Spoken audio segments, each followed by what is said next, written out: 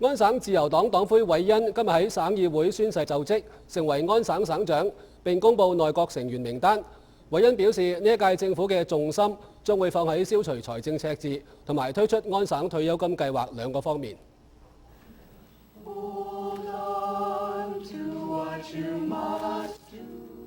韋恩今日晏晝喺省議會宣誓就職，正式成為安省第25屆省長。佢承諾會帶領一個透明度高、具備問責性嘅政府。I, Kathleen O'Dea Wynne, swear that I will duly and faithfully and to the best of my skill and knowledge execute the powers and trusts reposed in me as Premier and President of the Council and Minister of Intergovernmental Affairs of the Province of Ontario。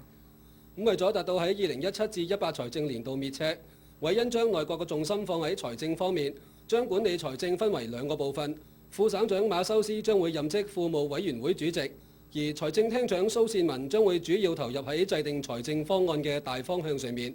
上年補選喺士嘉堡嬌活選區勝出嘅自由黨省議員康德營將會協助財政廳長同省府委任嘅專責小組合作制定韋恩提出嘅安省退休金計劃，